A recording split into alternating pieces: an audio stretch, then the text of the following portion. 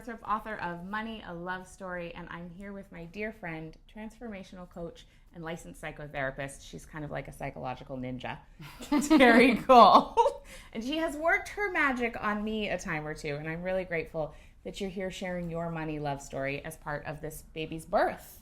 So excited. So I want to know, first and foremost, what did you learn, witness, or experience around money growing up? Oh, God. How much time is this thing going to be? I would say my family, we didn't talk about money. It was a very waspy type of family. Mm-hmm. So, of course, all the bills were paid on time and everything was fine. Yeah. But I didn't really learn anything about money. There was an imbalance in power in the family system around money. So my father made the money, so he got to make all the decisions. Okay. So that made me go, okay, I want to be the one who makes all the decisions, so I'm going to make sure that I make all the money. Not all the money. Now, I'm partnered with someone who also makes his own money, but more about that imbalance had a huge impact on my relationship to money. And then how did that play out as you got into your career, out on your own in your 20s, 30s? I have to say, money, there was a real conflict around dating with money. So it was really? like, Interesting. Yeah. Well, how did that show up? Well, I was always very successful. So even at a young age, and yet in my mind, right, so the downloaded blueprint I had in my mind about money was, even though the healthy part of my mind wanted to make money, didn't want it to dominate the way that I related romantically with someone. Yeah. But I found myself a lot before I ended up with my husband with men who either under-earned massively or who were very threatened by the fact that I was financially independent. And so I would be downplaying my financial independence and then finding a way to screw it up, finding a way to not actually take care of it. So in my mind, I could be in the position to be romantically partnered, even though that sounds so crazy. But do you understand what I'm saying? It's a really common thing, actually. It's a really common thing, that feeling of, if I have done really well, I won't be loved. Right? Was it like that at all? Or I don't want to put words in your mouth. No, I mean, it was. No, it actually was. Because the way that my father loved us, in a way, was with money. So he couldn't emotionally show up. He didn't have the language for any of that, but he paid for college and made sure we had what we needed and paid for the dentist if you needed it. Yeah. So suddenly it was like, if I wasn't going to relate in that way, what is there? Well, then is it love, right? Is it love? And right. It had to be deconstructed and reconstructed. And then, so how did you go about reconstructing that? About when did you become aware of that?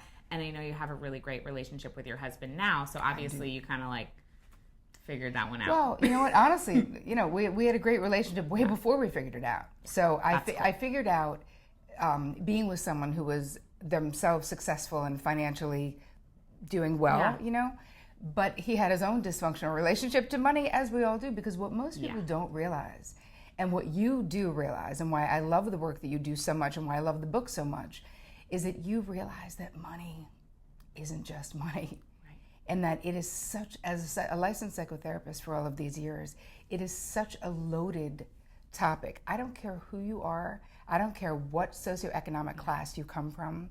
Money means more than money. Always. You break it down in this way that, and I'm going to go back to your question, because the truth is, a year and a half ago when I saw you speak, or 2 years ago when I saw you speak, that talk actually profoundly impacted my money story, honestly.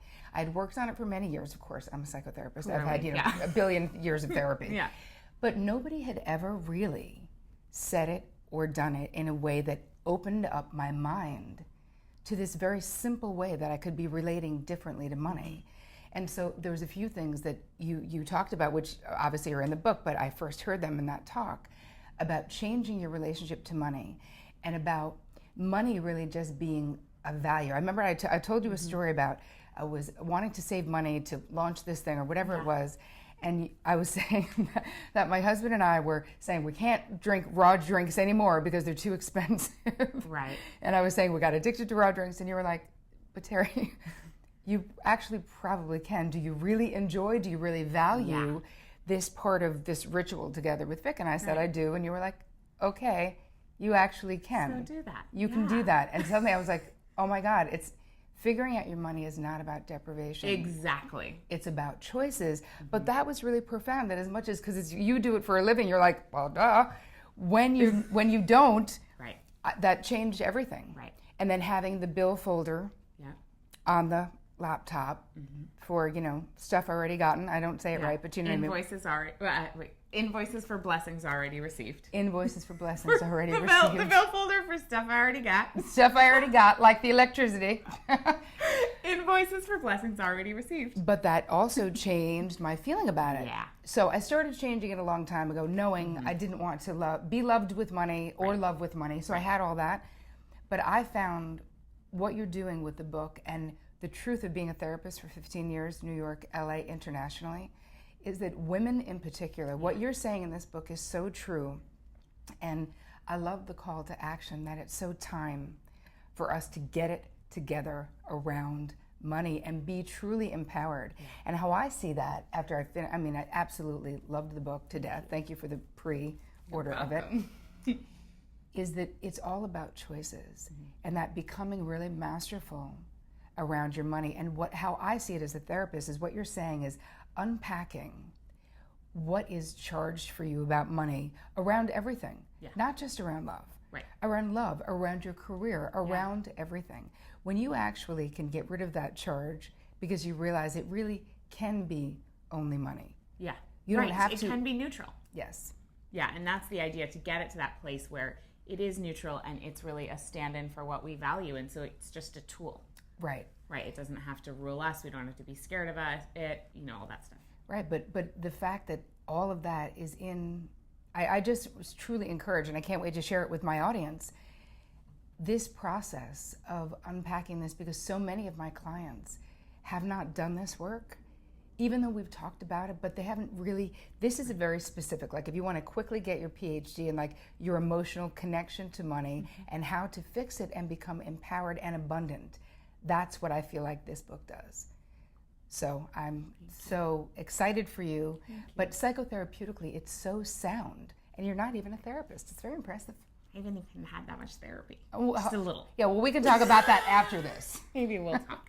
Thank you so much for coming on the video and sharing your story. And that piece about money and men and dating and love is actually something that has not yet come up in the interviews. So I'm really happy that you brought that to the table. Thank you for your kind words about the book. I really appreciate it.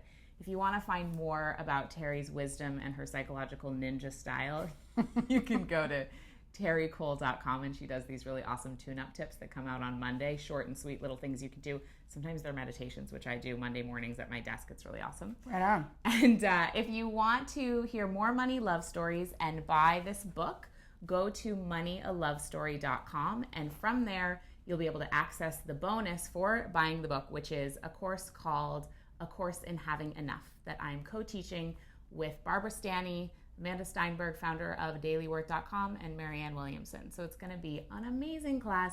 You get it for free when you buy the book, moneyalovestory.com. Woo! Thank you, Terri. I so appreciate it. Thank you.